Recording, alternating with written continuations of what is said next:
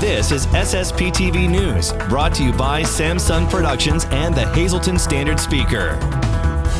The latest information on the COVID-19 vaccine for kids from the Lehigh Valley Health Network next. Hello everyone, I'm so happy that we could get together for some local information today. I'm Ken Kara and I thank you for watching. Appointments are now available for COVID-19 vaccine booster shots at Lehigh Valley Hospital Hazleton, and starting next week, appointments will be available for pediatric vaccines. Our Lisa Sugar talked with Dr. Jody Lenko, Vice Chair of the Department of Medicine for Lehigh Valley Hospital Hazleton on Wednesday to learn more. There's been a lot of movement in the past couple of weeks, like you said, with the booster shots, as well as with the new indication for children now eligible for vaccine. So starting with the boosters, for the past probably 5 to 6 weeks, we've been giving booster shots for the Pfizer vaccine. That's been around for a little bit longer. And then more recently, in the past 2 to 3 weeks, we've been giving more booster shots for patients that have received their first dose with either Moderna or Johnson & Johnson. So now, regardless of which vaccine you received initially, if you are in a certain category of people that are at high risk, you're now eligible for a booster. And those people that are at high risk are anybody over the age of 65, anybody that lives in a long-term care facility or a group facility, anybody with a long-term, a chronic medical condition like diabetes or heart disease, regardless of their age, as long as they're over 18 for those certain vaccines. And then certain people that work in the healthcare setting, grocery store workers, teachers, medical personnel, et cetera. All of those are eligible for a booster shot as long as they meet certain time criteria.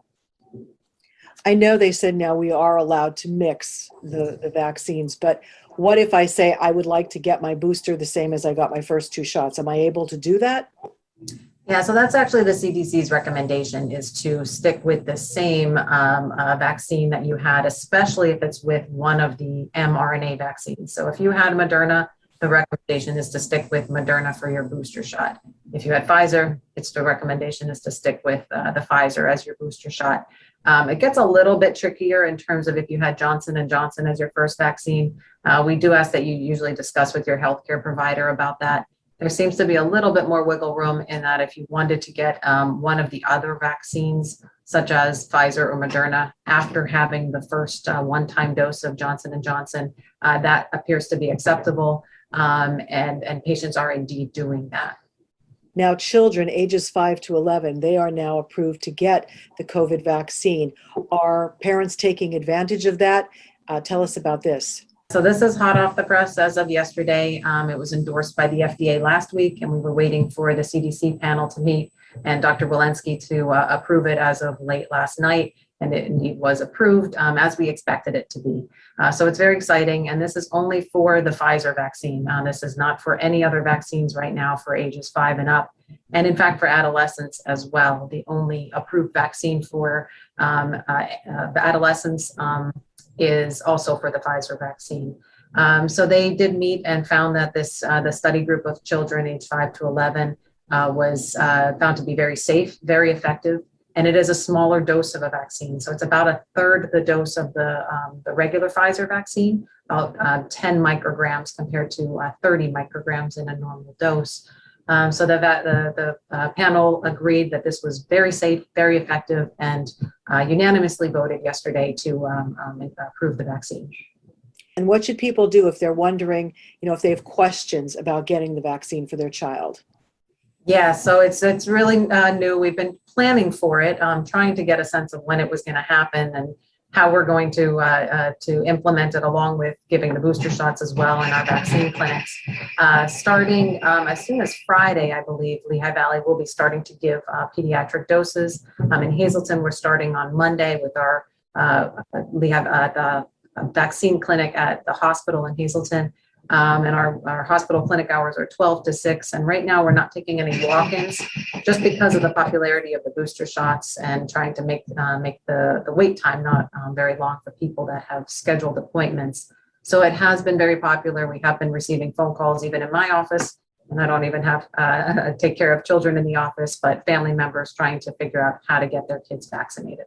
You should call to register, correct, for any vaccine? Yeah, correct. Yeah, so we can use our, the My LVHN portal is a good way to use to directly schedule. If you go onto the LVHN website, there are different resources there to schedule. But yes, we do ask that you schedule these vaccines.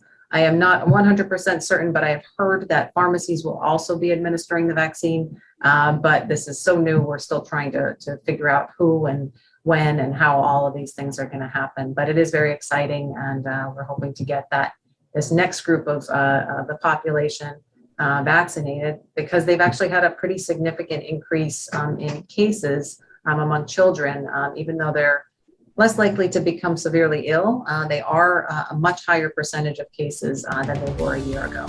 Today's news feature is brought to you by Frankie's Pizzeria and Restaurant in downtown Hazleton. For more information on their specials, hours, and where you can find their delicious tavern pizza, you can call 570-454-6000, or you can visit their Facebook page.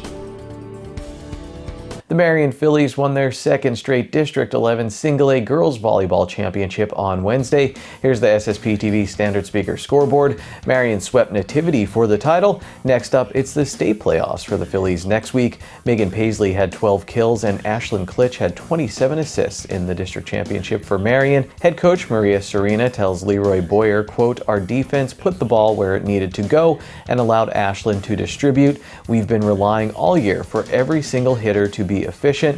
That showed tonight," unquote. In the district's 2-4 4A boys soccer playoffs, Hazleton area beat Delaware Valley 3-0. Angelo Paniagua scored just 10 seconds into the game for the Cougars. He finished the game with 2 goals. Vincent Chivarella had the other. Gavin Huey had 2 assists, and Kyle Johnson got the shutout in goal. Hazleton area will play Wilkes-Barre area for the sub-regional title on Saturday. The Hazleton area girls volleyball team lost in the District 2 4A final to Delaware Valley. We'll have a feature story soon on the Lady Cougar volleyball team right here on SSPTV News. Time now for weather on SSPTV News. Here's our forecast from the National Weather Service on Friday. Sunny with a high near 45 degrees. Friday night clear with a low around 27 degrees. Saturday sunny with a high near 47 degrees. Saturday night mostly clear with a low around 28 degrees. Sunday mostly sunny with a high near 51 degrees. Sunday night partly cloudy with a low around 34 degrees.